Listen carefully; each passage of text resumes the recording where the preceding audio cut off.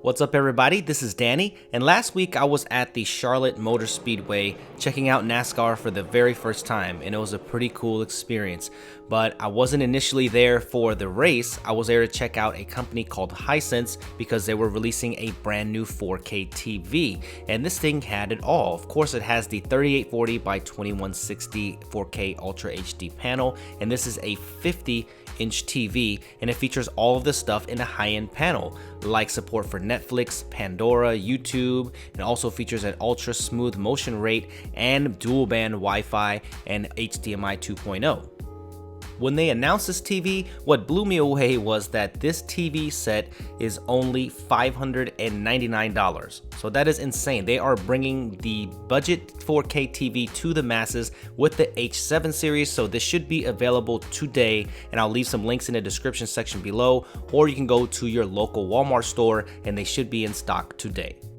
I think a lot of people are intimidated by the 4K televisions because they are so expensive, but I think this fixes that without a doubt. So let's see what else comes inside of the box. The first thing you're gonna get are the two plastic stands that go on the bottom of the TV if you don't want to wall mount it, and then you get a packet here that is full of stuff. The first thing you're gonna see is the 4-year warranty. Yes, you've seen that right, that's a 4-year warranty. We'll get to that in just a little bit. You get the quick start guide, you also get some safety information and warranty stuff. You get a user manual if you need to know how to use this TV. You get the remote, and you also get some batteries for that remote, and also you get the power cord. So standard affair there. There's also a little poster that says don't be that guy to press on the screen and break your TV before you even get to use it. I'm going to install the stands because I'm not going to wall mount it here in my room, but this is very simple. All you need to do is just have a screwdriver and repeat this on both sides. And this panel is actually extremely light, so if you're going to set it up with just one person, it's absolutely no problem. So if you want to wall mount this too, you should be able to do it by yourself. The TV that this is replacing is ridiculously heavy, so I definitely appreciate the light weight of this TV. I know I look really silly here doing the sniff test, but actually it does not smell as bad as when you unwrap most TVs. Is because they've modified the manufacturing process some and got some green certifications to make it a little bit more friendly for the environment, so that's kudos to them. For a TV in this price range, the design is fairly simple, but it's definitely effective. The bezels are pretty thin on the sides as well, so it's quite attractive, but I would like to see maybe the glossy plastic turn into a more matte finish plastic so it can be a little bit classier on that side, but I don't have many complaints about the design at all. So you're gonna get a very simplistic design with that Hisense logo on the bottom. So let's take a look at all of the ports that come with this TV. On the back, you're going to find plenty of ports. You have your Ethernet port, you have 2 HDMI ports on the back that support HDMI 2.0, so you should be able to plug in all of your new 4K peripherals too, and then you also have your digital audio out, you have your AV in, and you also have your component in if you still use that. On the side, you're going to see your antenna and cable. You also have 2 USB 2 ports, you have service, and you have an audio in and out. You also have 2 more HDMI that supports MHL and ARC, and then you'll see a USB 3 there, which is very nice in this class of TV. On the bottom corner, you're going to find some button controls, and they look kind of like the old school iPod click wheel thing. But anyway, there is 2 speakers on the back, and they actually sound much better than I thought they would. That was my huge complaint about the Vizio P series, is that the speakers were terrible, but these actually sound great. So let's go ahead and turn this panel on and see what the setup process is like. The first thing you're greeted with is the logo, and then you see the Smart TV designation because you don't have to have a set-top box to enjoy Netflix or Amazon. You just go ahead and accept the terms. Now what's cool about this TV usage mode is that on home mode, you're gonna see it dim to the adjustment of the ambient light in the room because there's an ambient light sensor built in to the left-hand corner. So I thought that was neat for this class of TV. So you do have Ethernet available as well, but I'm gonna hook it up to the dual band Wi-Fi, just a lot more convenient for me. And probably a lot of others as well. All you have to do is just pick your TV input source and then you're ready to go. So the setup process is pretty easy.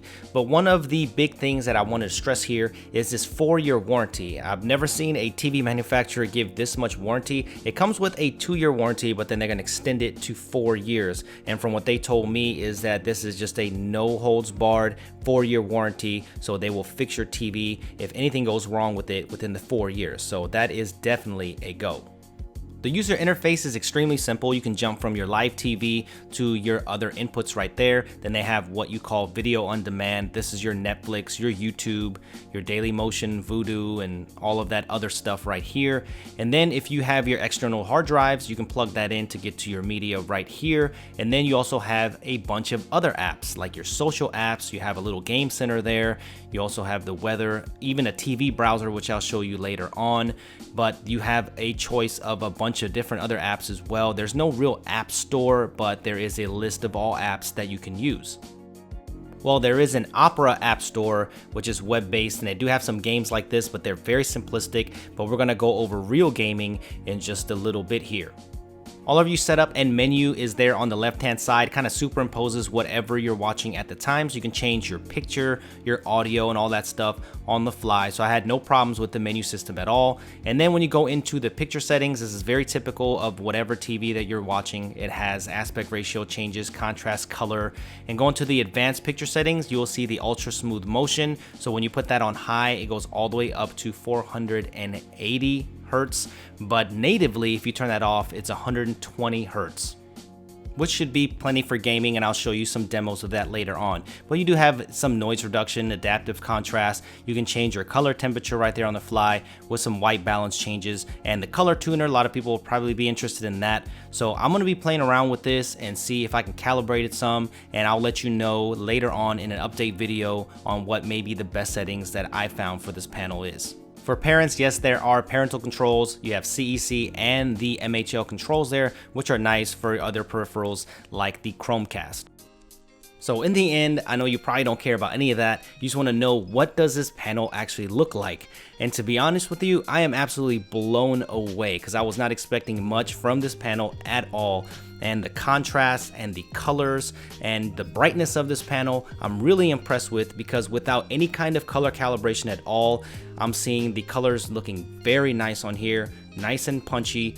And 4K on Netflix here is looking absolutely phenomenal. So to be honest with you, this panel I think looks better than my Vizio P series, which is way more expensive, at least $300 or $400 more in this class. So I'm very impressed with this panel overall.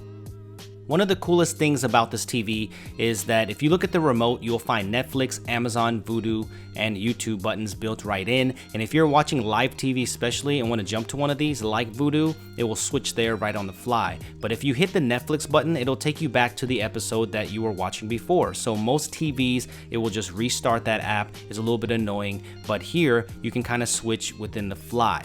But the problem with that is that you can see a lot of those spinning wheels, and that was kind of my biggest gripe about this user interface. Even though this thing is being powered by the quad-core processor made by MediaTek, it is a little bit sluggish when it comes to the smart app side of things. So this is not the frame rate that you want to see. It's definitely not as smooth as something like the Vizio P series, and I would like to see a software update to make this a little bit faster. So I told you I was going to show you some web browsing. Like if you web browse anything that's a little bit intensive, you'll see it lags quite a bit, and it should be able to handle this with this kind of processor, but I hope they put out a software update very soon that can make this user experience a little bit better. That is not a deal breaker by any means though, because there are some great set-top boxes like Shield TV, and you have your Nexus player, and these are probably the way you're going to want to experience your TV anyway and game for very cheap. Like Dead Trigger on here looks fantastic, and I would definitely suggest you get one of these boxes. So make sure you stay tuned to the channel, for I'm going to be doing a review of the new Shield TV, which I think is probably the most exciting thing that's to come out in a long time when it comes to the Android side of things. But if you're a gamer, I have a PS4 right here, and it's running this game absolutely perfectly. So if you're worried about the refresh rate when it comes to games, then don't worry about that. There is a designated game mode that kind of bumps up the refresh rate and things like that, but this is all off. This is totally native at 120, and it's playing these video games absolutely fine. So if you have a video game console, PS4, and you have your Xbox One, then don't worry about that. You won't have any problems when it comes to the gaming whatsoever. So what do you guys think about this Hisense H7 series? I think this is a definite incredible deal for $600. I cannot believe that this kind of quality panel comes that cheap. I mean, it's not a perfect TV, but if you're thinking about getting into 4K, and this is a panel that is priced like a regular 1080p panel, so I think you're going to be very impressed here.